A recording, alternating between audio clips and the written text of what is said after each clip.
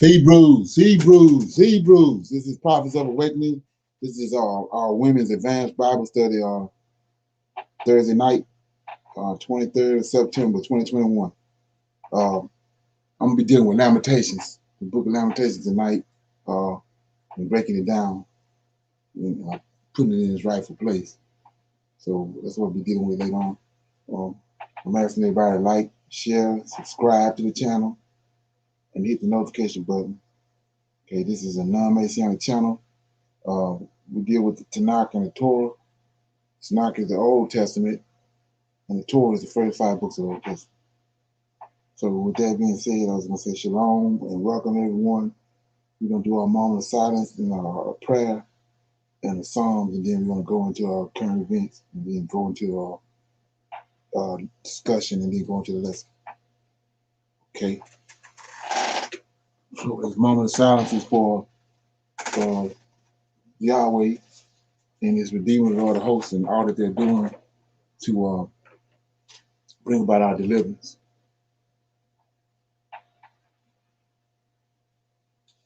Holy, holy is he that sits high and looks low. Faithful and true is he who sits upon the throne. We come praising thee. You, O Lord, have foretold these days, and they are now here upon us, O Lord. Give us, O Lord, and guard us, O Lord, and make haste to deliver us from our oppressors. You and you alone is Israel's Savior. We come with outstretched arms, O Lord. Your power and glory we know of, Lord. It will last forever, according to your book and your timeline of events, O Lord. We pray. All power and glory belongeth unto thee. We praise thee at this hour and repent of our transgressions against thee, O Lord. Forgive, O Lord, forgive us of our transgressions against thee, and make haste to deliver us. All praises unto thee. Okay, somebody gonna read the Psalms, or is somebody on there supposed to read the Psalm? Yes, I am. Okay. Shalom, everyone. Shalom. I'm going to read Psalm 46. Okay. God is our refuge and strength, a very present help in trouble. Therefore will not we fear, though the earth be removed, and though the mountains be carried into the midst of the sea, though the waters thereof roar and be troubled, though the mountains shake with the swelling thereof. Selah. There is a river, the streams whereof shall make glad the city of the God, the holy place of the tabernacles of the Most High. God is in the midst of her. She shall not be moved. God shall help her, and that right early. The heathen raged, the kingdoms were moved.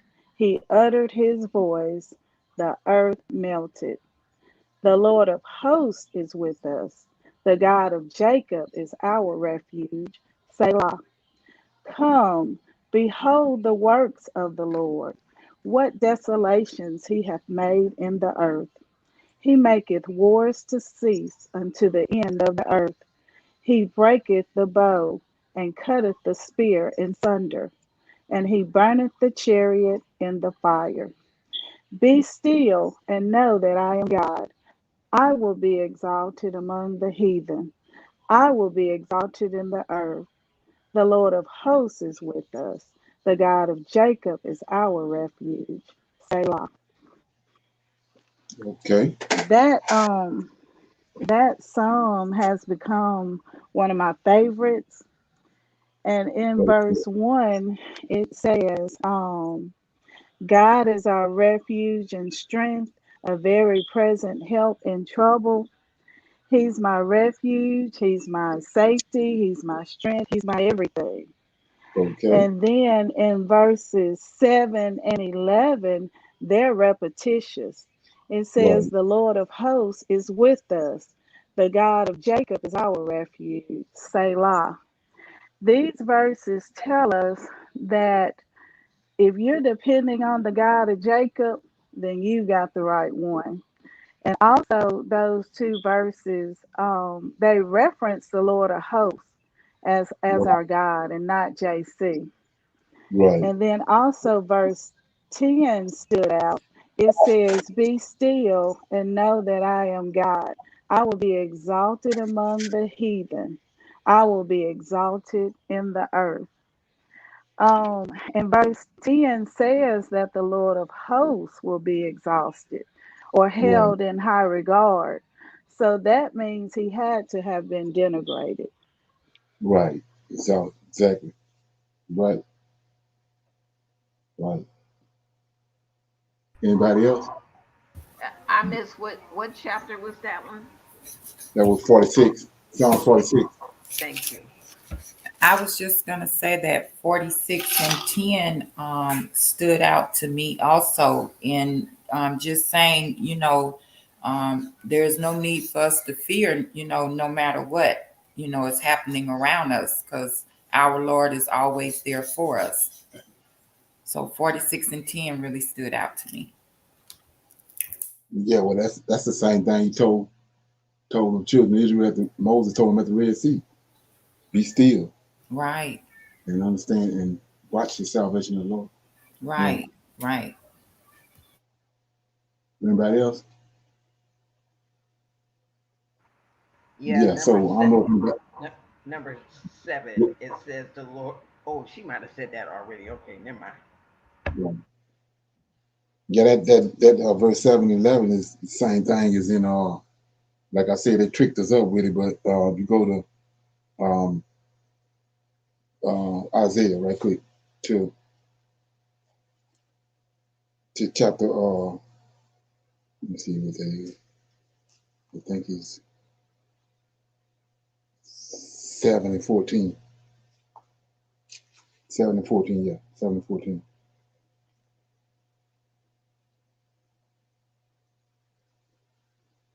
It says 7 and 14, they try to say that they're JC, but it says, "Therefore the Lord himself shall give you a sign. Behold, a virgin shall conceive and bear a son and call his name Emmanuel." That means that they changed and said that's a boy named Emmanuel, but it's the word old Emmanuel, which means God with us. Let me find it right quick.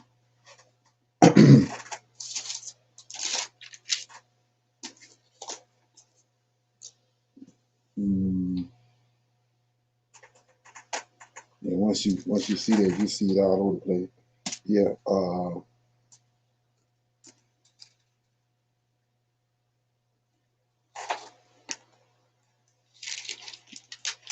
what else is up there with this?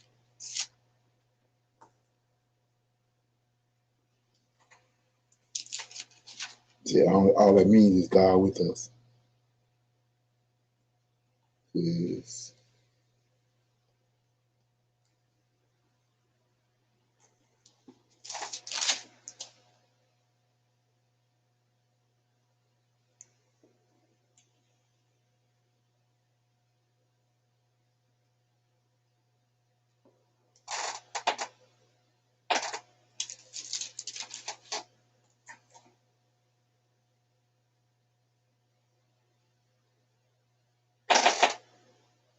yeah, I find it. I'll come back to it, but I'm back in Psalm 46. I'll find it when I get a break. It says verse 7 says the Lord God, the Lord of hosts is with us. That's the same thing. Oh, Emmanuel means God with us. Then 11 says the same thing. But I'll show you that. Um, yeah. But anyway, I was getting ready to say that Psalm 46. I don't know if anybody know it, but Shakespeare. They says that King James, when he had the new this King James version of the Bible done, he used William he used William Shakespeare, which is he used Sir Francis Bacon, and he got Sir Francis Bacon got his hidden name is Shakespeare, but it's the same person. So if you go down from 46 verses, being Psalm 46, you go down 46 verses, you'll see the word shake. They say he left his signature in there. So if you go down 46 verses from But from then, the first word God. Go down 46 verses, 46 words right. from the word God. Then you see shake, and then you go from the bottom, from the last word, and go up 46. You see spirit. And just start in. Did anybody know that? Yes, I learned that about 10 years ago. Okay. Okay. Yeah. So, with that being said, we're gonna go into the current events. Anybody got any current events? Yeah, that video, would you hear that person or something that sound like a beast down there moaning? What video? That video that was attached to the on the line for, I guess, folks to look up. Oh, it's the one talking about, I guess they digging in Iraq, or did. Okay. Yeah, and I see the word sphere in verse 9. Right. Yeah, but yeah, I thought that was interesting. That hearing that moaning, and the guy, I hope he don't keep digging.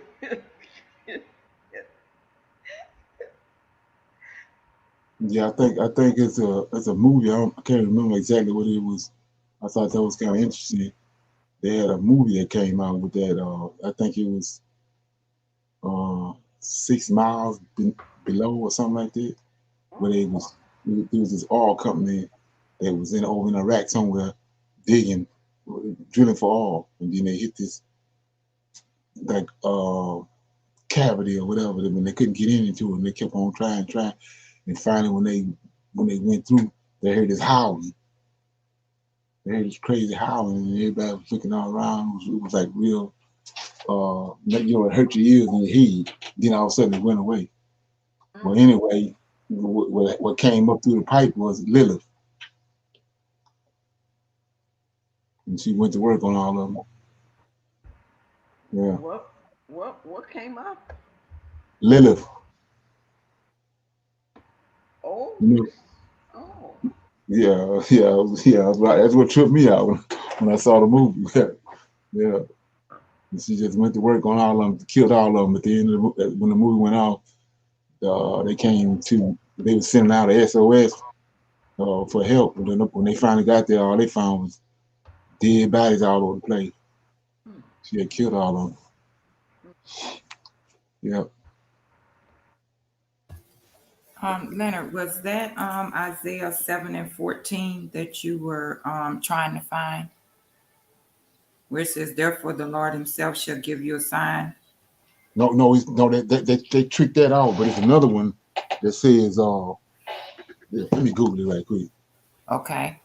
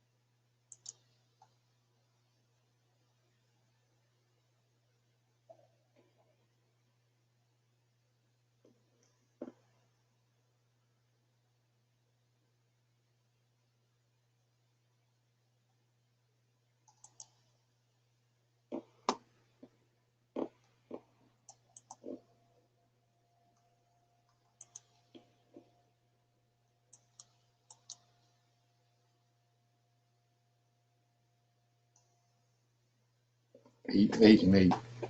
Isaiah 8 and 8. You got 8 and 8. Isaiah 8 and 8. Yes. Yeah. See, he says, and he shall pass through Judah. He shall overflow and go over.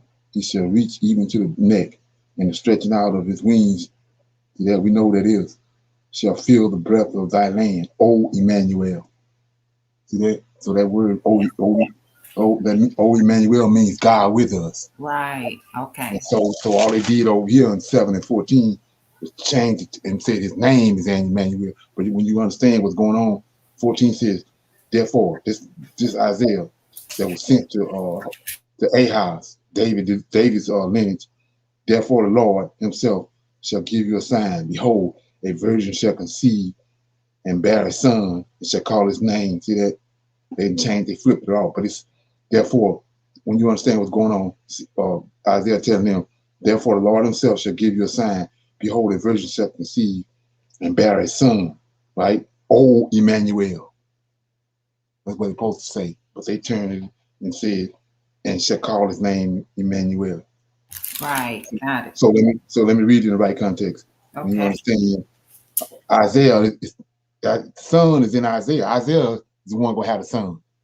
So the sign y'all be gonna use is through Isaiah, his son, one of Isaiah's sons, not some son in the future. But it says, therefore, the Lord himself shall give you a sign. Behold, a virgin shall conceive and bear a son. O Emmanuel, that's how I was probably supposed to read. Then, how you know it's Isaiah's son? Because 5:15, butter and honey shall he eat, that he may, nobody reads this, butter and honey shall he eat, that he may know to refuse the evil and choose the good. For before the child shall know to refuse the evil, choose the good, the land that thou abhorrest shall be forsaken of both of kings. What kings? Verse 1, chapter 7. It came to pass in the days of Ahaz, son of Jotham, son of Uzi, king of Judah, that Rezin, king of Syria, that's the first king, and Pecan, the son of Remaliah, king of Israel, went up toward Jerusalem to war against it, but could not. That's the two kings. And nothing to do with no futuristic prophecy of no son being born by no virgin. So another reason you know that, it says in 7 and 14, therefore the Lord himself shall give you a sign. Behold, a virgin shall conceive and bear a son, O Emmanuel, in chapter 8, verse 1. He's gonna play it out.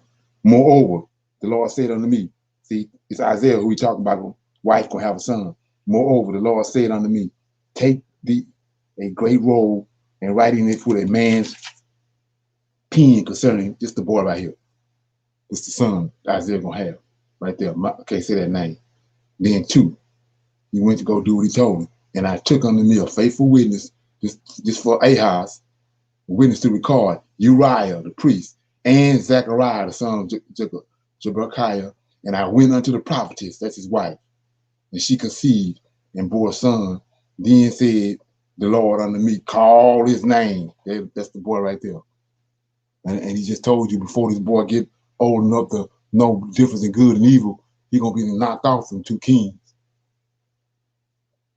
So it ain't got nothing to do with no futuristic prophecy. So they just took that word, O Emmanuel, which means God with us, and changed it to he gonna have a son called Emmanuel. Right. Okay. Okay. Yeah. Okay. Um, yeah. Anybody got any current events? We go to the first one. Can y'all see that? No. Okay, let me go back.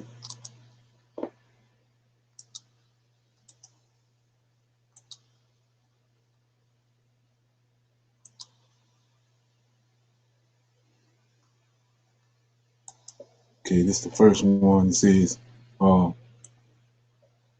Biden administration defends handling of the Haitians amid uproar. Biden administration on Thursday defending its handling of the Haitian migrants at the U.S. southern border amid growing uproar among Democrats over the decision to expel the Haitian nationals. So Maxine Waters and all them blacks got together yesterday, and they went off. You know, Maxine Waters got a big mouth. It says the Department of Homeland Security said it has temporarily suspended the use of horse patrol in Del Rio, Texas, amid an investigation into border agents aggressively chasing Haitian migrants on horseback. Uh, Meanwhile, officials are rapidly processing and expelling thousands of Haitians on the border, in many cases doing so under the authority of Title 42, okay, which has been used since the Trump administration to expel migrants during the pandemic without letting them apply for asylum. Okay, White House insists that they are working to implement an orderly and humane process at the border, and have pushed back against the notion that Haitian migrants are being treated differently than others at the border. They are. Okay. Our policy process has continued to be the same with Haiti as it is for anybody coming through an irregular migration across our borders. White House Press Secretary Jan Psaki, whatever, told reporters during a briefing, uh, noting that those who are expelled under Title 42 are placed in detention or an alternative, including being released into the country with a notice to appear or register with authorities. Okay. Any comments on that?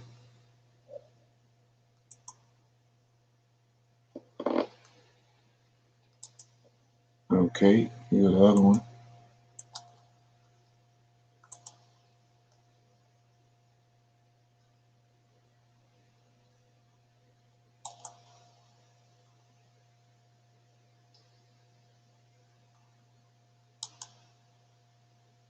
I don't know if I just read this. Let me see. Did I just read this? No. The Biden administration has demobilized units of Border Patrol agents on horseback in Del Rio, Texas, found the controversy over the tactics they employed recently to disperse Haitian immigrants. The Department of Homeland Security announced Thursday, that's today, there we go, right here. But they want to say that whip is part of the horse range. Don't look like it to me. Right, and that's the way he was using it. Yeah, look how you doing. See that horse right there? That dude knocked the guy in the water. They didn't show that part of it. But anyway, it says, we have ceased the use of horse patrol in Del Rio temporarily. Uh, a DSS official said during the briefing with the reporters, we'll prioritize other methods for identifying individuals who might be in medical distress. The suspension comes days after news outlets captured videos and photos showing mounted Border Patrol agents aggressively dispersing migrants near Del Rio. Some footage showed Border Patrol agents swinging lariats, a type of rope used by horse riders while trying to impede the passage of immigrants. Yeah, they should have knew that wasn't going to go off too well. Okay. Okay. Anybody got any comments on that?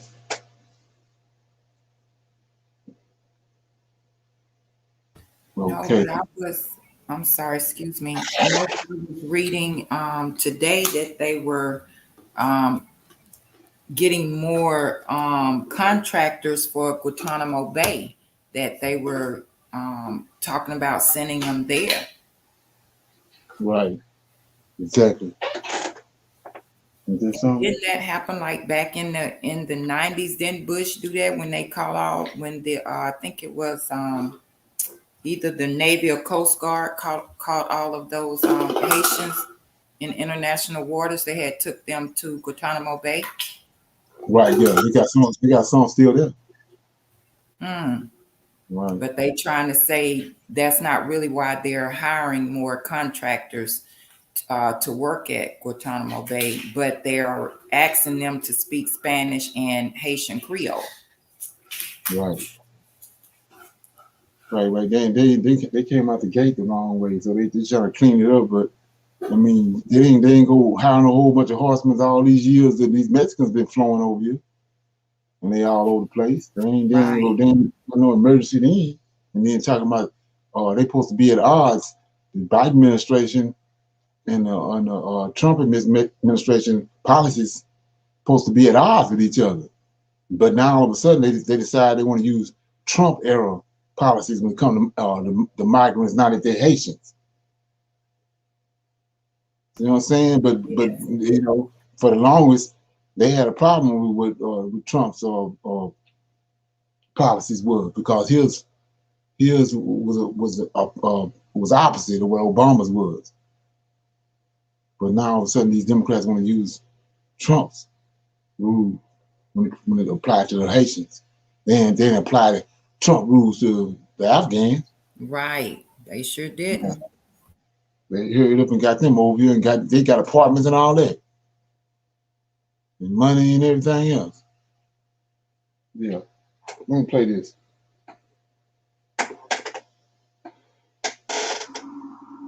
Hello and welcome back to the channel once again. I wanted to clear up some things, right, concerning what's going on down at the border with the Haitians being treated the way that they're being treated.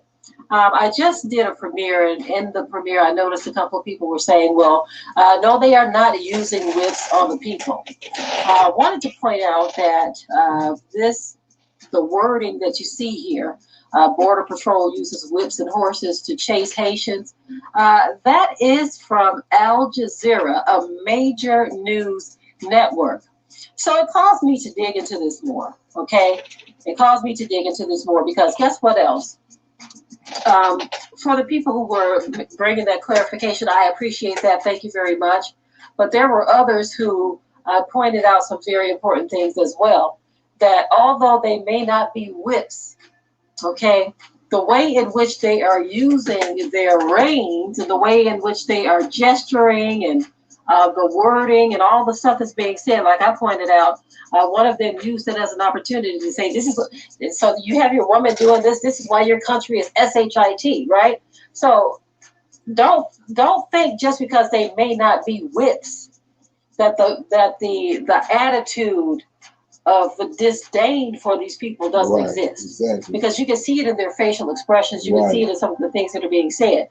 I also see that this is a media frenzy in the way that they are hyping things up. I'm looking at an image here, for instance. I'm going to go ahead and grab this image, and I want to point something out here. So bear with me one moment here, because some of us seem to think that these people are there to help, right? Okay, so first of all, look at them. They look like a posse that's there to do something. They don't look like they're there because their hearts are filled with compassion for the people. But let me show you this one image real quick here. And you can just go on Google and just kind of browse through, and you can see exactly what I'm referring to. But look at this image here, for instance. Right. Okay, let me pull that up on the screen all the way across. Look at the man's face, how he got his lips all curled. You see how he's grabbed the guy's shirt. You see how he's grabbing on his shirt? So don't make it seem like just because they may not be whips, all that there's a gross misrepresentation of what's actually happening.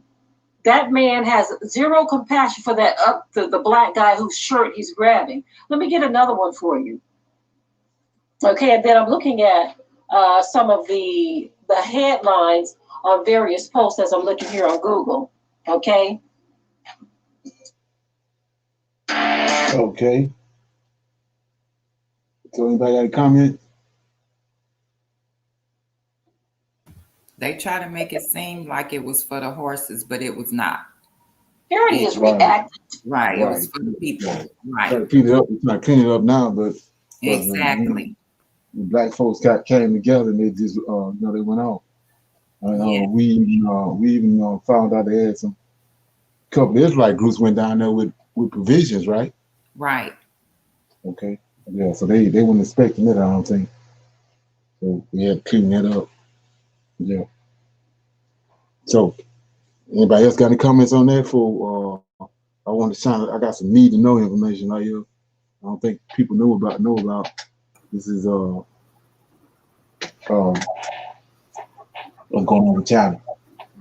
Doesn't that go along with the video that Michelle posted earlier about the ASUPEC or that group that's down there feeding the Haitians? Right. That's ISUPK, something like that. They come from New York, tied to One West. Yeah. So let me play this right here. As the S&P 500 begins to experience a tied to China, this is real time right here. Rare drawdown, you will see the word Evergrande appear on news networks across America. What started off as a potential crisis in the Far East has now spread worldwide. Markets in Europe, the United States, and Asia are now seeing fear levels rise and selling begin. Infamous investor Michael Burry reopened his Twitter account, now verified, to chime in on the developing situation. In today's video, we answer the question everyone seems to be asking. Is Evergrande the Chinese Lehman Brothers, and can its downfall bring down the entire global economy? To start, we have to understand what Evergrande is and does. In simple terms, they are China's #2 largest property developer, selling mostly apartments to upper and middle class dwellers. Although they have expanded into various other industries, Evergrande was up until recently the world's most valuable real estate company, owning more than 1,300 projects across 130 cities in China. Its business operations have been questioned by many in the past decade. So this company right here is just like Lehman Brothers is to America. And so they used Lehman Brothers, in 2008 when the crisis came. Now it's this company right here. It's falling apart in China, and China falling apart. Like I said, remember what the prophecy is, that the two little wings came over to rule. They came over with the intent to rule. Okay. But it wasn't until very recently that we saw the majority of analysts begin to predict that this organization was on the edge of collapse. Since 2020, the stock price has slowly collapsed, going from $3.50 to 40 cents, dropping 90% in less than 18 months. What many are predicting is that an Evergrande bankruptcy would have serious implications for the world economy, similar in nature to what happened to Lehman Brothers back in 2008. This is because the company's connections go way deeper than what you would think. The Chinese real estate market is something that many people across finance have pointed to as an example of how bad a bubble can get. I'm not going to spend much time in this video explaining the real estate culture in China, but this Economics Explained video published 4 weeks ago summarizes the situation almost perfectly. It's not uncommon for Chinese citizens to buy multiple homes and invest all of their life savings into real estate, even if they don't live there. Buying an apartment is one of the only methods common Chinese citizens can invest their money. Real estate values have shot up in the past 20 years, growing about 10 to 15% annually. This strong growth has created an illusion that pouring your cash into Chinese apartments is essentially a risk-free bet to grow your net worth significantly. Back in 2020, prices began slipping, and due to the nature of the system, a positive feedback loop developed rather quickly. Once prices fell, the inventories or assets became less valuable, making it harder to get loans, harder to build new projects, therefore harder to pay back loans, which ultimately led us to liquidations. This destructive tale sounds awfully familiar to this. Lehman Brothers is going bankrupt, and financial markets from Asia to Europe are doing their utmost to prevent Monday from turning from dark to black. Employees of America's 4th largest investment bank saw the writing on the wall late Sunday after. So I was telling you about these Edomites and these Zionists, how they playing, they took our history and the Most High's the way Most High operate, and they using it against us. They sent us all down Prison Road. We don't have the proper knowledge. We didn't. We're getting it now. But so the Most High said 6 days or 6 years. Then 6 days you work, 7 days you rest. 6 years you till the ground. The 7 years you release. So if you notice, they doing the same thing. They call it Shemitahs. And they getting how they ended up with all the money. They using those Shemitahs the same way the Most High operate. They playing God. So every 7 years, Most High got a thing called a year release. Every 6 years, then you got a year release. Everybody, whatever you got debt that you have to release that debt from the person that you got the debt under. So 2001, they brought it was 9/11. Then 7 years later, 2008, Lehman Brothers. Then 2015, 7 years later, drama came. Now we see coming up to 2022, they got this drama coming. So that's how they keep bringing this drama, and you can go back all the way back to 1930, when the Great Depression came. The 7-year increments. They constantly collapsing stuff, bringing drama, causing all the money to come back to them. They're doing it over and over again. When you track it, when you start tracking. And so we see it right here it's coming up 2022, 7 years from 2015, they got this concocted. Their talks to pull them back from the abyss collapsed. British firm Barclays Bank said no thanks, while Bank of America decided instead to help another struggling bank, Merrill Lynch, in a merger deal worth over $50 billion. See?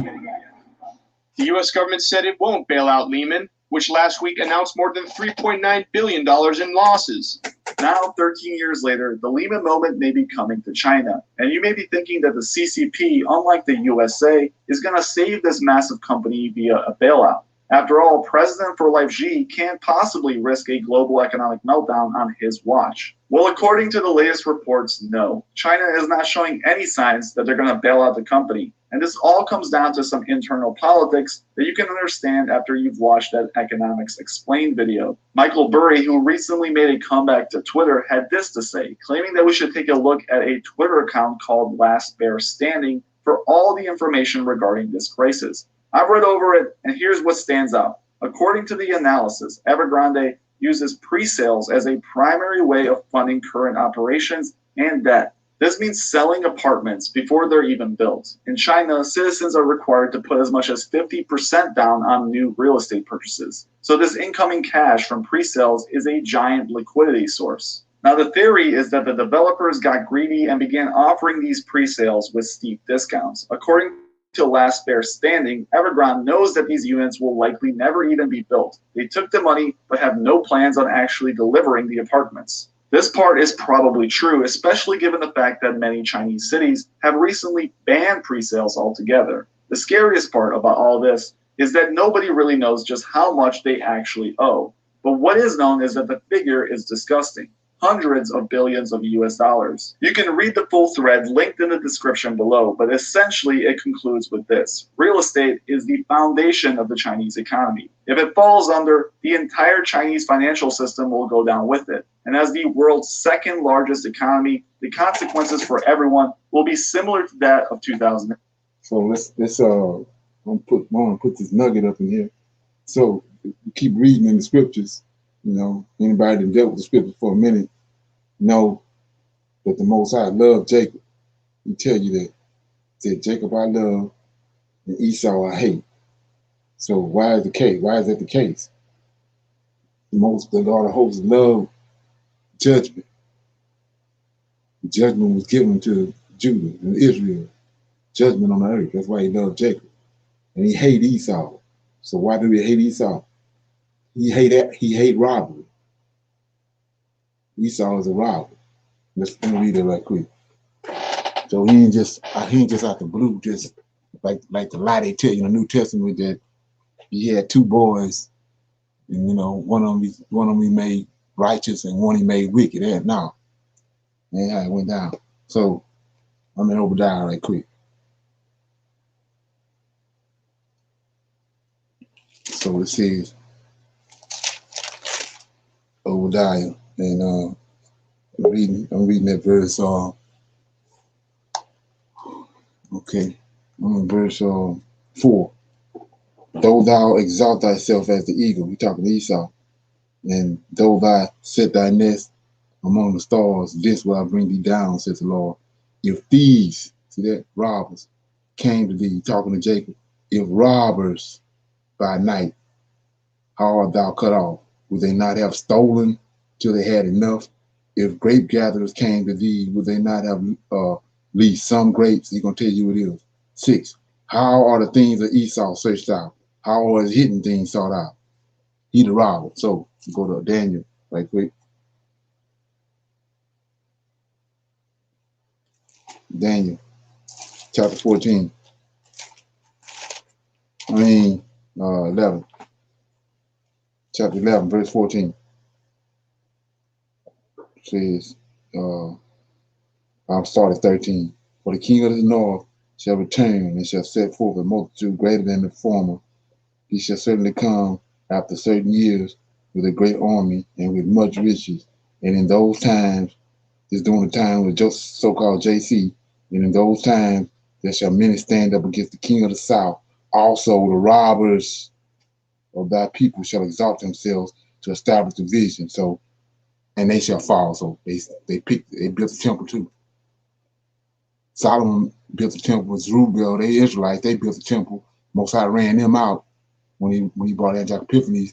Esau came in and stole land, and they picked the vision up.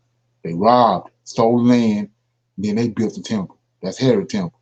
Then he also says, and they gonna fall. So they was kicked out in 70 AD. So that's why he hated Esau. He ain't just wake up one day after he finished drinking a cup of coffee and then just said, I hate the hell out of Esau. There's a reason he hated Esau. And there's a reason he loved Jacob. Okay? So we see right here, the robbers are the bankers. That's who Esau is. He took the Most High's law, statutes, and judgment and put usury on it and twisted it all around. That's how he got all the money. So these bankers are the one running the world.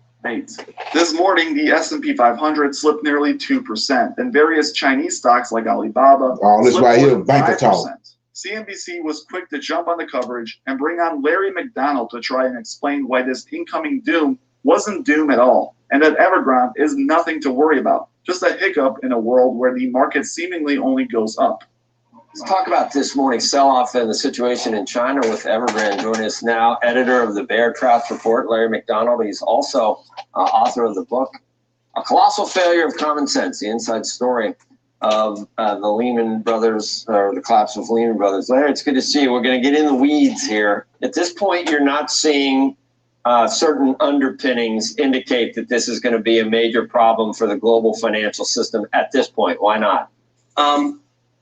If you're David Tepper, who's a good friend of yours, or a billionaire, and you see risk coming, the first thing that you're going to do is put on the cheapest hedges possible. In other words, you're going to make bets in the world on assets that will protect you from a downfall. So far, we're seeing some of those hedges, but not the way we've seen in the past, like before Lehman or before the China DDAL crisis in 2015. The bets in certain assets were substantially greater than they are now.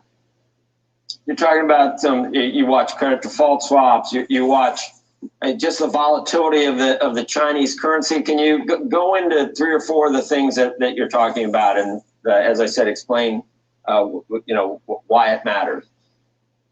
Now, if we look at things today, if you're looking at David Tepper or Bill Ackman or one of these guys, I don't see a lot of transactions in credit default swaps in HSBC, Standard Charter, ANZ Bank, the big banks that have exposure to the Asia region.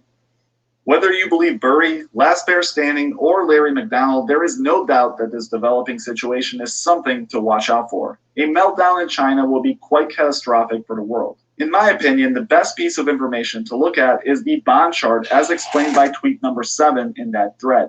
Evergrande survived a rapid sell-off last September and April. Now the sell-off is once again rapidly accelerating. This chart reveals the shocking nature of the decline, and if this can continue into the fall, there truly is no hope other than a miracle bailout by these central planners in Beijing. Many forget that even Lehman Brothers took over 1 year to collapse. We like to think that it was an overnight event that took everyone by surprise, but this chart reveals just how slowly it played out. The same. So we see right here who behind it. They got everybody thinking that, China doing this and China doing that, but we see who behind it. These bankers. They're the ones, they're the culprit, just like transatlantic slave trade. They had all these other names of these ships and all that, but it was these Illuminati Edomite bankers that owned all the ships. Okay, so I'm gonna play this other video. It ain't that long. She's gonna cut through the chase. China state-owned enterprises, SOEs they're called, state-owned enterprises. They're the backbone of its economy. They make the engine that fuels China's growth juggernaut. But unlike the Chinese state, these companies are not insulated from the world. They have deep connections with the global economy. And if these companies fail, the world will feel the impact. So is China set to export a financial pandemic next? Our next report tells you more. It began more than 40 years ago.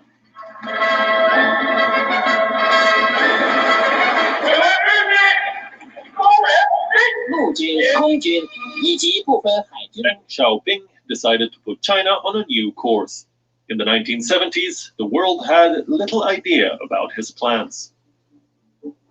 But Deng's decisions transformed China into a global manufacturing powerhouse. Many had hoped that the reform and opening up would move China towards a free market economy. But that hasn't happened. The Communist Party maintains its grip on the economy. It owns a large chunk of China's biggest companies. China is home to 109 corporations listed on the Fortune Global 500. Only 15% of these companies are privately owned. According to World Bank estimates, China's state-owned enterprises have a share of a little more than 23% in China's GDP. That may be just 1/3 of the Chinese economy, but state-owned enterprises remain critical to China's financial system because they account for more than half of Chinese bank loans. On top of that, state-owned enterprises have issued some 90% of China's corporate bonds. These companies had the CCP's blessings. Banks did not hesitate in extending loans to them. Investors did not fear buying their bonds because these companies were backed by the government. But now, defaults look inevitable. By 2018, China's state-owned firms owed more than $16 trillion, forcing China to draw up plans to reduce debt in 30 companies. But this year, the Wuhan virus forced companies to borrow more. Not every company has been able to keep up with the EMIs, and not every company will get the government bailout. Recently, Beijing has been more than willing to let state-owned enterprises default. Case in point, Guangzhou Automotive Group, a state-owned automaker with ties to BMW. It failed to repay a bond worth close to $150 million. The crisis could get bigger. According to the Financial Times, Guangzhou owes more than $5 billion to almost 70 Chinese and foreign banks. The lenders include two large government banks, the China Development Bank and the Export-Import Bank of China. Singapore's DBS Bank is also among the list of lenders. So, when you start looking at this, taking a second look at this, you see that it's Israel. These Illuminati bankers, all the bankers, they Zionists. So what you're looking at is they got a hold on China. They got a hold on America. America in debt. You see China hemmed up, and Russia. Remember what I told you about the red-headed boy in the Bank of America and the little red-headed boy on the walls in the Denver airport. So see here, right? This how the Esau worked. That's why he was kicked out of all the countries in Europe. And then that's why they got Columbus to come sail over here to find some land for them because all the people over in Europe found out how wicked they was, how they come in and sabotage their economy and crash them. Next thing you know, all the Edomites got all their money. So Europeans kicked them out, kicking them out of all their land. They was trying to find some land they can go to and call their own. That's how the Peanut and the Santa Marina came into existence. But I told you that Harris then was sent to Spain. And then they sent Columbus on a voyage over here. And he found his land. That's the 13 colonies. It was Edomites here. And like I said, they needed help. So they knew where Jacob was at. They knew Jacob had been cast off. They knew where he was at. He was on the west coast of Africa. Then, being they big-time bankers, You know, they went and created a transatlantic slave trade, got out, made all that money off of that. So they behind this. They pros at collapsing countries and setting people up. Let a little more display. Huachen is just one case study. Chinese state-owned companies have suffered a string of defaults, and the Communist Party looks willing to let some of them fail. This has triggered concerns among investors worldwide, because if these companies collapse, the global economy will feel the tremors. Bureau Report, we own. World is one. Okay. Thank you for watching Gravitas on Beyond's YouTube. Any comments?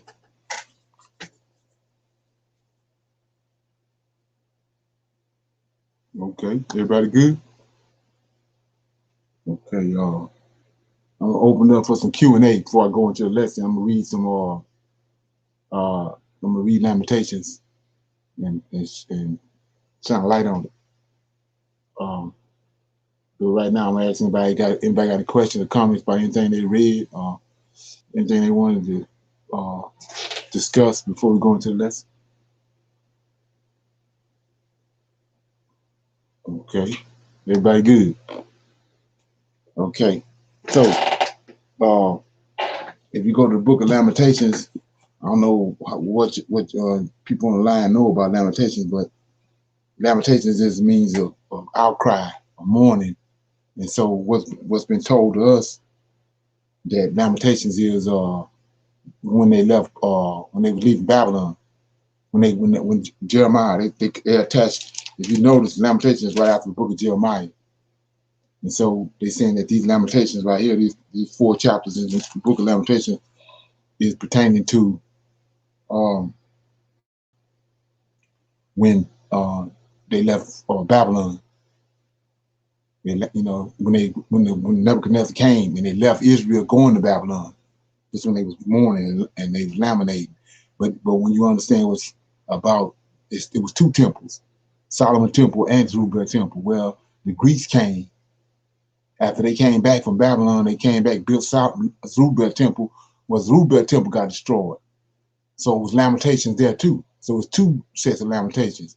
But because they setting us up to go into the New Testament and go to JC, they totally wiped out the story where Antioch Epiphanes and the Zerubbabel Temple, all that's been taken out because they want to go from Babylon and they want to come into, you know, the New Testament, Matthew, Mark, Luke, and John. So they eliminated all that history. So, but we're gonna read Lamentations, and then you're gonna see that this the Lamentations with that was dealing with after Antioch Epiphanes came. Because let me read it right quick. I'm in Daniel. We're gonna see what Daniel said, then we're gonna read Lamentations. So Daniel in Babylon, and Daniel says that let me get it.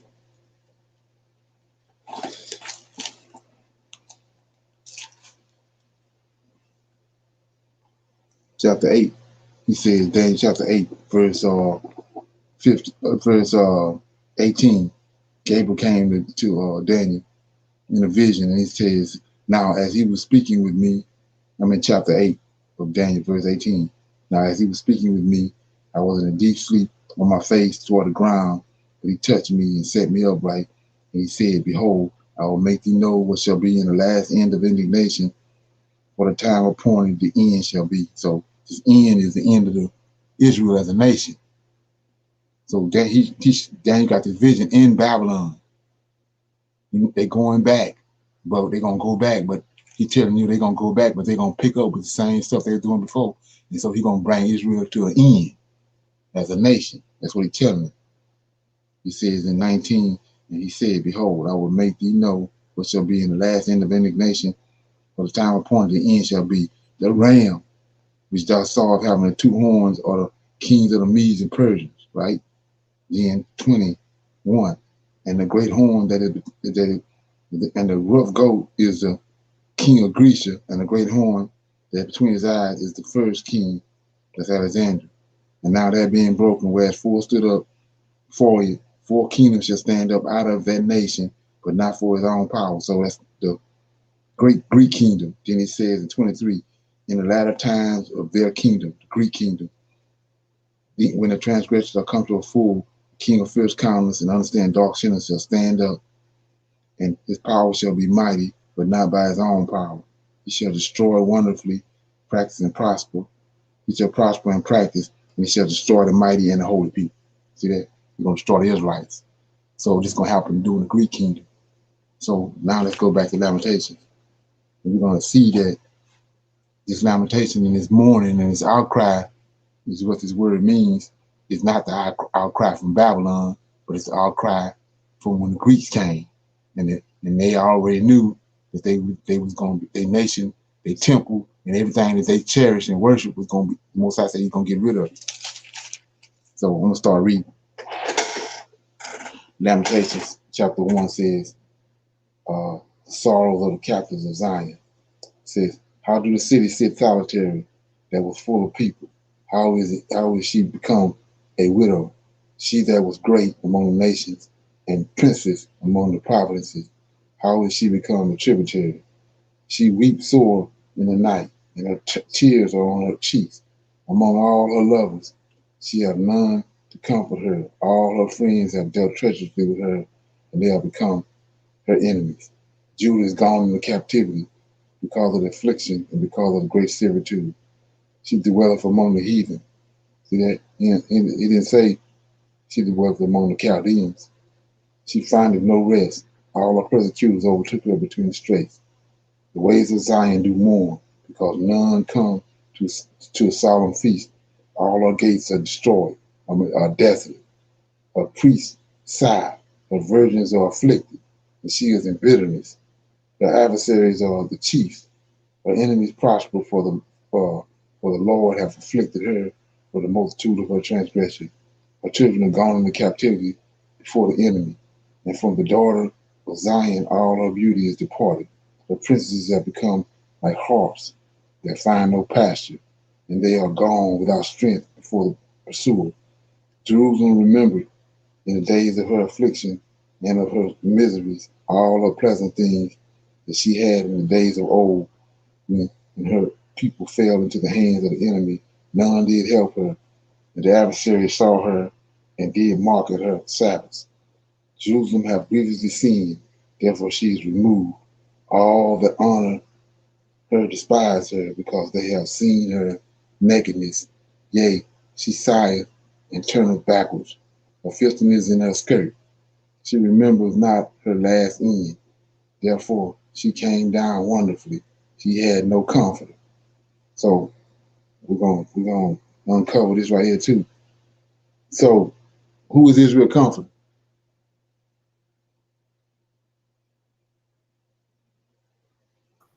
The Lord of hosts. Okay, there you go. So it's Michael is the comfort. Go with it and concoct the New Testament. They got the God, the Comforter, the Holy Ghost, and Jesus Christ. But we see right here who the Comforter is. Verse 9 says, her filthiness is in her skirt. She remembers not her last end. Therefore, she came down wonderfully. She had no comforter. So the Lord of hosts is the Comforter. We're going to see that again in a minute. O Lord, behold my afflictions, for the Lord is her comforter. O Lord, behold my afflictions, for the enemy have magnified himself. The adversary hath spread out his hand upon all her pleasant things, but she hath seen that the heathen enter into her sanctuary, whom thou didst command that they should not enter into the congregation. And all her people sigh.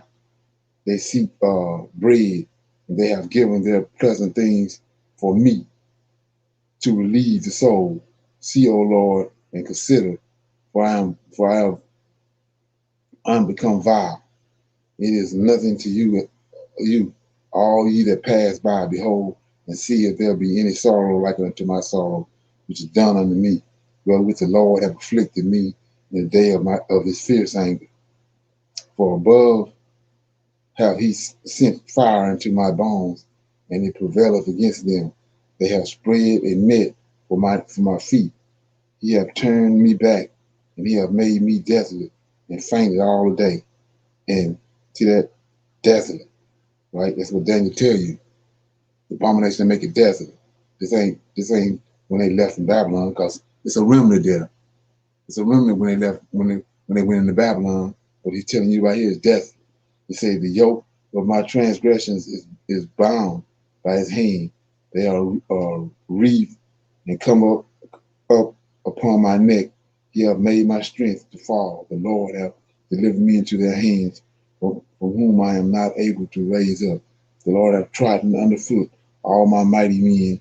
In the midst of me, he have called an assembly against me to crush my young men. The Lord have trodden the virgin, the daughter of Judah, as in a wine press. So here go the comforter right here again. Second witness. For these things I weep, right? Lamentations. Mine eyes running down with water, because the comforter that should relieve my soul is far from me, and my children are desolate, because the enemy prevaileth. So we see who the comforter is. A second witness right there. So 17. Zion spreadeth forth her hands, and there is none to comfort her. The Lord hath commanded concerning Jacob that his adversaries shall be round about him. Jerusalem is a mistress woman among them. The Lord is righteous, for he hath rebelled against his commandments. Hear, I pray you, all people, and behold my sorrows, my virgins, and my young men are gone into captivity. I called for my lovers, but they deceived me. My priests and mine elders gave up the ghosts in the city, while they sought their meat to relieve their soul. Behold, O Lord, for I am in distress. My bowels are troubled. My heart is turned within me, for I am grievously rebelled.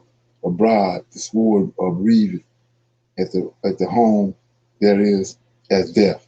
They have heard that I sigh. There is none to comfort me. All my enemies have heard of my troubles. They are glad that thou hast done it. Thou wilt bring the day that thou hast called, and they shall be like unto me. Let all their wickedness come before thee, and do unto them as thou hast done unto me, for all my transgressions. For my sighs are many, and my heart is faint. Okay, it's chapter 2. Zion under judgment.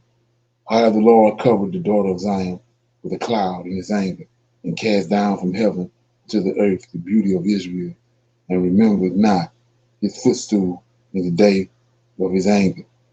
So let's look at that. So, anybody got an interpretation of when the Most High says his footstool? What's going on with that? Anybody understand that? The earth. Huh? I said I was thinking the earth, his footstool. Well, he's on the right hand side of Yahweh, right? Right. And Zion is on the earth. Zion is his footstool. He's on the right hand side of the Father, and he's back and forth on the right hand side of the Father, and on coming to earth. Zion is his footstool. That's why I'm saying it. Okay. The earth is my footstool. Okay. He come from heaven. He come from heaven, from on the right hand side of the Father. He come to the front. So, chapter 2, verse 1. However, the Lord, Michael, covered the daughter of Zion with a cloud in his anger, and cast down from heaven unto the earth the beauty of Israel, and remember not his footstool. See that? In the day of his anger. The Lord hath swallowed up all the habitation of Jacob, and have not pitied. He hath thrown down in his wrath the stronghold of the daughter of Judah. He hath brought them down to the ground. He hath polluted the kingdom and the princes thereof. He hath cut off in his fierce anger all the horn of Israel. See that? This ain't no remnant there. This ain't when they went to Babylon. This when they went to when Antiochus cut them off. Israel came to an end, like Gabriel told them. He have cut off in his fierce anger all the horn of Israel. He have drawn back his right hand from before the enemy, and burned against Jacob like a flaming fire which devoured round about. He have bent his bow like an enemy. He stood with his right hand as an adversary, and slew all that were pleasant to the eye in the tabernacle of the daughter of Zion. He poured out his fury like fire. The Lord was an enemy. He hath swallowed up Israel. He have swallowed up all her palaces. He have destroyed his strongholds. He have increased in the daughter of Judah mourning and lamentation. And he have violently taken away his tabernacle. See that? This ain't no Babylon. As if it were in a garden. He have destroyed his palaces, his places of assembly. The Lord have caused the solemn feast and the Sabbath to be forgotten in Zion. He have despised in the indignation of his anger. The kiss of Daniel, we just read it in Daniel. His indignation comes to the end. He despised in the indignation of his anger the king and the priest. The Lord have cast off his altar. He have abhorred his sanctuary. He have given up into the hands of the enemy the walls of her palaces. They have made a noise in the house of the Lord as in the day of solemn feast. The Lord hath proposed to destroy the walls of the daughter of Zion. He hath stretched out a line. He hath not withdrawn his hand from destroying. Therefore he made the ramparts and the wall to lament. They languish together. Right? Here we go right here. This is how we know what the Edomites have done right here. 9. Her gates are sunken into the ground. Ye have destroyed and broken her bars. Her kings and her princes are among the Gentiles. See that? He said in a lot of days he's gonna make them look like idiots. See, they didn't flip and dip all this. This is what they should have took out right here. He says, and her princes are among the Gentiles. The law is no more. They got the law in Babylon. You got Daniel, Ezekiel, you got all these prophets in Babylon. The law is in Babylon. It says the law is no more right here. The law is no more. Her prophets also find no vision from the Lord. Daniel them having visions all over Babylon. See that? So 10. The elders of the daughter of Zion sat upon the ground and keep silent. They have cast up dust upon their heads. They have girded themselves with sackcloth. The virgins of Jerusalem hang down their heads to the ground. Mine eyes do fail with tears. My bowels are troubled. My liver is poured upon the earth for the destruction of the daughter of my people, because the children and the suckling swoon in the streets of the city. They say to their mothers, where is corn and the wine? When they swoon as the wounded in the streets of the city, when their souls are poured out into their mother's bosom. What things shall I take to witness for thee? What things shall I liken to thee, O daughter of Jerusalem? What shall I equal thee, that I may comfort thee, O virgin daughter of Zion? For the breach is great, like the sea. Who can heal thee? The prophets have seen vain and foolish things for thee, and they have not discovered thy iniquity, to turn away thy captivity, but have seen for thee false burdens and causes of banishment. We know Daniel acknowledged the sin. Right here he says, the prophets have seen vain and foolish things for thee, and they have not discovered. See that? They have not discovered thy iniquities, turn away thy captivity. So let's look at that. I'm in Daniel right quick. Keep that page. I'm in Daniel.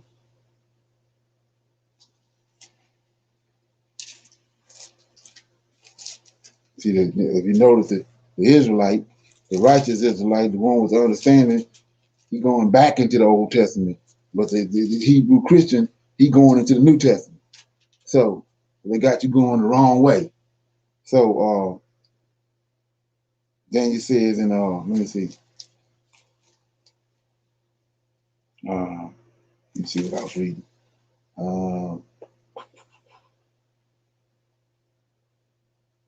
Prophets have seen vain and foolish things, and they have not discovered it. In Daniel chapter 9, this Daniel prayer.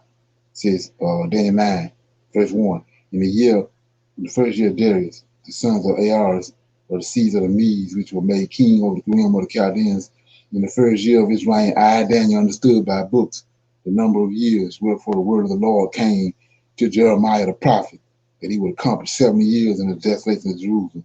And I set my face unto the Lord God to seek by prayer and supplication with fasting and sackcloth and ashes. And I prayed unto the Lord my God, and I made my confessions, and I said, O Lord, great and dreadful God, keep your covenant and mercy with them that love him and them that keep his commandments. We have sinned, see that? And have committed iniquity and have done wickedly, and have rebelled, even by departing from thy precepts and from thy judgment. So Daniel discovered it. He discovered the sin. This ain't none of no Lamentations for no Babylon. It's a Lamentations for when they left during Zerubbabel temple, when the Greeks kicked them out. This when Israel became an end, the nation came to an end. So I'm back over here, Lamentations chapter 2, verse 14. The prophets have seen vain. See that? These prophets have seen vain and foolish things for thee, and they have not discovered thine iniquity, to turn away thy captivity, but have seen for thee false burdens and causes of banishment. See that? All that pass by clap their hands at thee. They hiss. They wag their heads at the daughter of Jerusalem, saying, is this the city that men call the perfection of beauty, the joy of the whole earth? All thy enemies have opened their mouths against thee. They hiss and gnash their teeth. They say, we have swallowed her up. Certainly this is the day that we have looked for. We have found. We have seen it. The Lord have done that which he had devised. He have fulfilled his word that he had commanded in the days of old, during the time of Daniel. He have thrown down, and he have not pitied. He have caused thine enemies to rejoice over thee. He has set up the horn of thine adversaries. The Greeks are the adversaries. Cain's descendants. Their heart cried unto the Lord, O wall of the daughter of Zion, let tears run down like a river day and night. Give thyself no rest. Let not the apple of thine eye cease. Arise, cry out in the night. In the beginning of the watches, pour out thine heart like water before the face of the Lord. Lift up thy hands toward him for the life of thy young children that faint for hunger in the top of every street. So let's look at that. I told you about this. I don't know if you peep game on it or whatever, but I told you when you start looking at these slave movies and documentaries, you see these Israelites throwing their hands up. They even got the famous image where the brother on his knees with his hands thrown up to the heaven with chains on them. So they ain't getting no response. And they're doing it right here. 19. Said they cried in the night. In the beginning of the watches, pour out thine heart like water before the face of the Lord. Lift up thy hands toward him. See that? For the life of thy young children that faint for hunger in tops of every street, but they ain't getting no response. Most High to cut them off. Daniel had already told them that. So behold, O Lord, and consider to whom thou hast done this. Shall the women eat their fruit, and the children of his span long? Shall the priests and the prophets be slain in the sanctuary of the Lord? The young and the old lie on the ground in the streets. My virgins and my young men are fallen by the sword. Thou hast slain them in the day of thine anger. Thou hast killed and not pitied. Thou hast called as in a solemn day my terror round about, so that in the day of the Lord's anger none escaped. See that? This ain't none of Babylon. It's a remnant left during Babylon. He says, none escaped, nor remained. Those that I have swallowed and brought up have my enemies consumed. Esau. Yeah, it's big right here. I don't know if you know that or not. So chapter 3, I am the man that have seen affliction by the rod of his wrath. He have led me and brought me into the darkness, but not into light. Surely against me is he turned. He turned his hand against me all the day. My flesh and my skin have he made old. He have broken my bones. He have built it against me and compassed me with gall and travail. He has set me in dark places as they that be dead of old. He have hedged me about that I cannot get out. He have made my chains heavy. Also when I cry and shout, he shutteth out my prayer. He have enclosed my ways with hewn stones. He have made my paths crooked.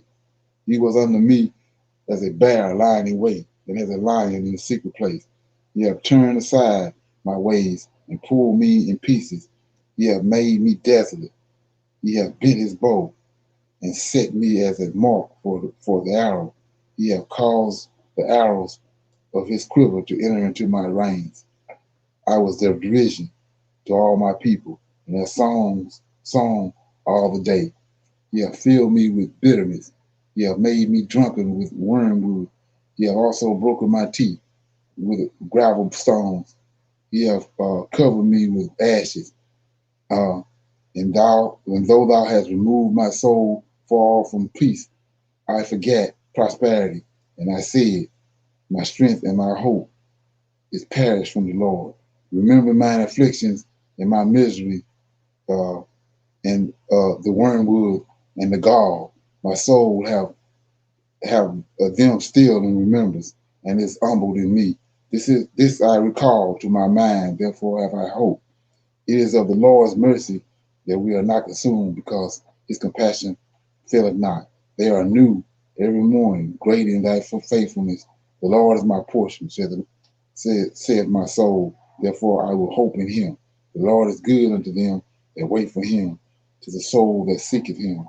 It is good that a man should both hope and quietly wait for the salvation of the Lord. It is good for a man that he bear the yoke of his youth. He sitteth alone and keepeth silent, because he hath borne it upon him. He hath put his mouth in the dust. If it so be, there may be hope. So be that there may be hope. He giveth his cheek to him that smiteth him. He is filled full of reproach. For the Lord will not cast out forever, but though he cause grief, yet will he have compassion according to the multitude of his mercy. For he doeth not afflict willingly, nor grieve the children of men, to crush under his feet all the prisoners of the earth, to turn aside the right of a man before the face of the Most High, to subvert a man in his cause. The Lord approveth not. Who is he that saith, and is coming to pass when the Lord commandeth it not? Out of the mouth of the Most High proceedeth not evil and good. Wherefore doeth a living man complain, a man for punishment of his sins? Let us search and cry our ways, and turn again to the Lord. Let us lift up our hearts with our hands unto God in the heavens. We have transgressed and have rebelled. Thou hast not pardoned. Thou hast covered with an anger and persecuted us. Thou hast slain. Thou hast not pitied. Thou hast covered thyself with a cloud, that our prayers should not pass through. Thou hast made us as the scourging, and refused refused in the midst of the people. All our enemies have opened their mouths against us. Fear and snare has come upon us, desolation and destruction. Mine eye runneth down with rivers of water for the destruction of the daughter of my people. Mine eyes trickleth down and ceaseth not without any intermission. Till the Lord look down and behold from heaven. Mine eye affecteth mine heart because of all the daughters of my city. My enemies chase me sore like a bird without cause. They have cut off my life in a dungeon and cast a stone upon me. Waters flow over my head. Then I said, I am cut off. I call upon the name, O Lord, out of the low dungeon. Thou hast heard my voice. Hide not thine ear at my breathing, at my cry. Thou drawest near in the day that I call unto thee. Thou saidst, fear not, O Lord. Thou hast pleaded the cause of my soul. Thou hast redeemed my life. O Lord, thou hast seen my wrong. Judge thou my cause. Thou hast seen all their vengeance and all their imaginations against me. Thou hast heard their reproach, O Lord, and all their imaginations against me. The lips of those that rose up against me, and their devices against me all the day. Behold, they're sitting down and they're rising up. I am their music. Render unto them the recompense, O Lord, according to the works of their hands. Give them sorrow of heart, thy curse unto them. Persecute and destroy them in anger from under the heavens of the Lord. Okay, you go to the last chapter. I'm going to read that. It says, the punishment of Zion is accomplished. How is the gold become dim? How is the most fine gold changed? The stones of the sanctuary are poured out on the top of every street. The precious sons of Zion, compatible to fine gold, how are they esteemed as earthen pitchers? the work of the hands of the potter. Even the sea monsters draw out the beasts. They give suck to their young ones. The daughter of my people has become cruel, like the ostrich in the wilderness. Tongue of the suckling child cleaving to the roof of his mouth for thirst. The young children ask bread, and no man breaketh it unto them. They that did feed deliciously are desolate in the streets. They that are brought up in scarlet embrace dung hills.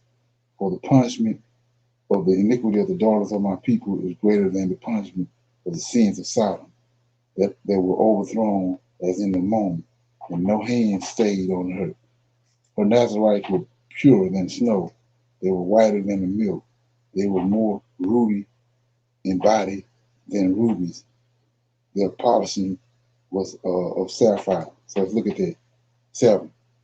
Her Nazarites, right, were purer than snow, and they were whiter than milk, and they were more ruddy in body than rubies, right? And their polishing was of sapphire. So that's a, like I said, red. That's a brown, reddish brown, dark brown. Like I said before, a dark brown. Now you can't get that brown. You can't mix and get that brown. That's what David was, ruddy, brown skin, dark brown, not blue black. Okay, so it says, they that be slain with the sword are better than they that be slain with the hunger. For these pain away, stricken through for want for the fruits of the field. The hands of the pitiful woman have sought their own children. They were their meat in the destruction of the daughter of my people. The Lord hath accomplished his fury. He hath poured out his fierce anger. He hath kindled a fire in Zion, and he hath devoured the foundation thereof. The kings of the earth and all the inhabitants of the world would not have believed that the adversary and the enemy should have entered into the gates of Jerusalem. For the sins of her prophets and the iniquity of her priests, they have shed the blood of the just in the midst of her. They have wandered as blind men in the streets. They have polluted themselves with blood, so that men could not touch their garments. They cried unto them, depart ye, it is unclean, depart ye, touch not. And they fled away and wandered. They said among the heathen, they shall no more sojourn there. The anger of the Lord hath divided them. He will no more regard them. They respected not the person of the priest. They favored not the elders. See that? Let's look at that again. The anger of the Lord hath divided them. Yeah, he will no more regard them. See that? Why? They respected not the person of the priest, and they favored not the elders. Doing the most. 17. As for us, our eyes as yet fell from our vain help in our watching. We have watched for the nation that could not save us. They hunt our steps, that we cannot go in our streets. Our end is near. Our days are fulfilled, for our end is come. See that? Daniel, the time of the end. Our end is come. Our persecutors are swifter than the eagle of heaven. They pursue us upon the mountains. They lay wait for us in the wilderness. So let's look at that. 19. Our pursuers are swifter than the eagles of heaven. So what's the fourth beast? What's the third beast? Greece got what? It's a leopard with what? 4 wings. A leopard already, a cheetah already the fastest thing on the land. And then now you can put 4 wings on his back. So look what it say. Our persecutors are swifter than an eagle of heaven. They pursue us upon the mountains, and they lay wait for us. They lay wait for us in the wilderness. The wilderness is West Coast Africa, in case you don't know. All that route, that whole route to get over there and the West Coast. It says, the breath of our nostrils, the anointing of the Lord was taken in their pits, for whom we said, under the shadow we shall live among the heathen.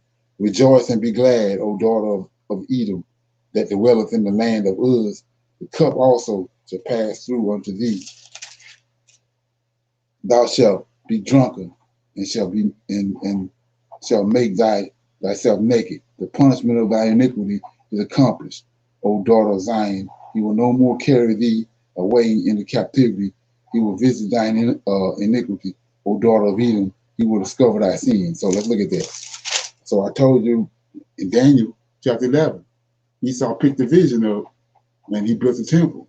But in 70 AD, he failed. So he's telling you right here, 21, Lamentations 3 and 21. Rejoice and be glad, O daughter of Edom, that dwelleth in the land of Oz. The cup also, see that? The cup also shall pass through unto thee. Okay? Thou shalt be drunken and shalt make thyself naked. The punishment of thy iniquity is accomplished, O daughter of Zion. He will no more carry thee away into captivity. He will visit thy iniquity, O daughter of Edom. See that? He came in 70 AD and visited his iniquity. He will discover thy sins. 5, chapter 5 of Lamentations. Remember, O Lord, what is come upon us. Consider and behold our reproach. Our inheritance is turned to strangers, our houses to aliens. We are orphans and fatherless. Our mothers are as widows. We have drunken our water for money. Our wood is sold unto us. Our necks are under persecution. We labor and have no rest. We have given the hand to the Egyptians and to the Assyrian, and to be satisfied with bread. Our fathers have sinned and are not. We have borne their iniquities. Servants have ruled over us. There is none that doeth deliver us out of their hand. We get our bread with the perils of our lives because of the sword of the wilderness. Our sin was black, our skin was black, like an oven because of the terrible famine. They ravished the women in the Zion and the maids in the cities of Judah. Princes are hanged up by their hands. The faces of the elders were not honored. They took the young men to grind, and the children fell under the wood. The elders have ceased from the gate, the young men from their music, their singers. The joy of our heart is ceased. Our dance is turned into mourning. The crown is fallen from our heads. Woe unto us that we have sinned, for this our heart is faint.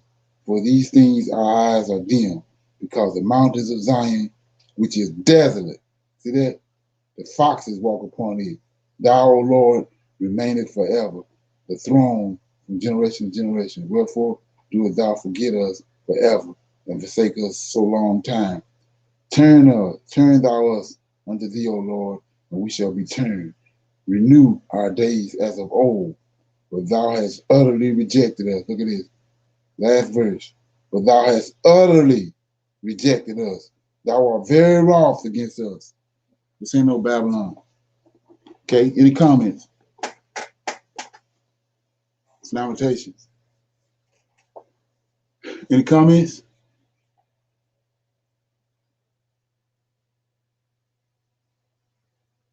Okay. Can y'all hear me?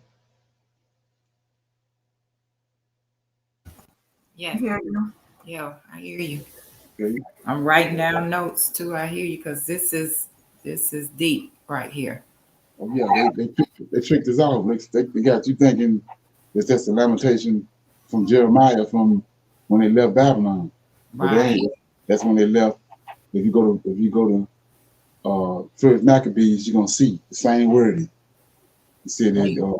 You said in First Maccabees.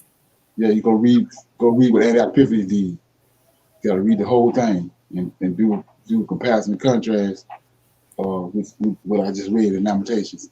And they streets, they hunt them down in the streets. They lay in wait for them. That's what the Gentiles. It's the Gentiles. The Babylonians and Chaldeans ain't no Gentiles. He tells you in let's look at it. He tells you in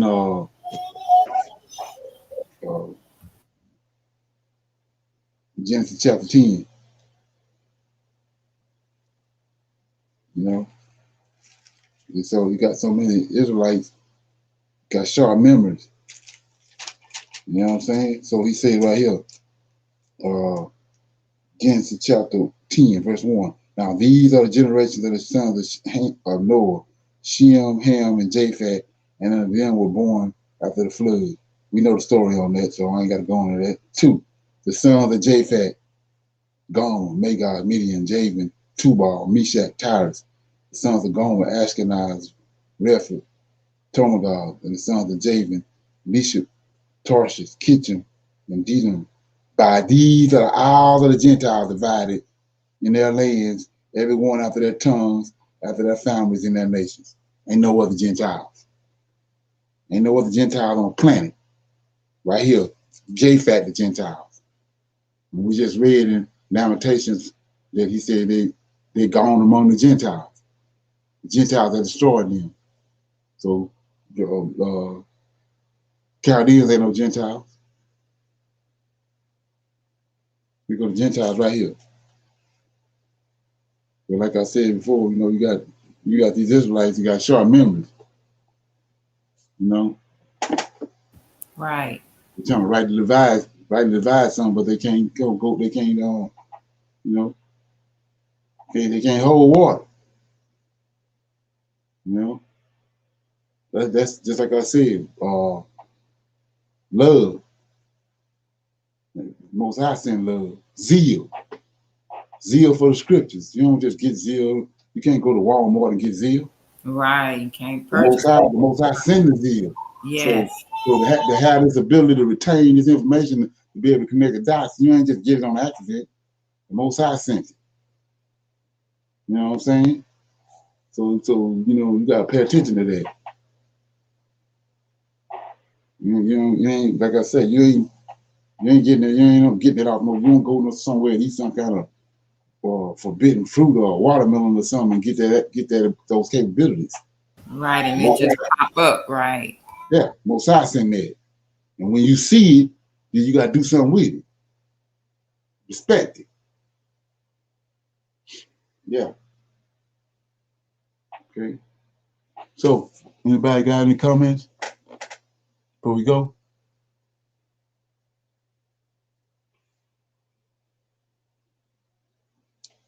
Okay.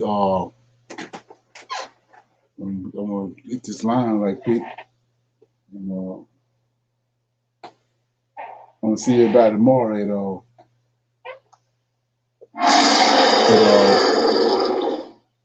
8 o'clock. Yeah. So I'm gonna say shalom, everybody. I'll see y'all tomorrow at 8 o'clock. All right, shalom, everyone. Okay. Shalom. Shalom.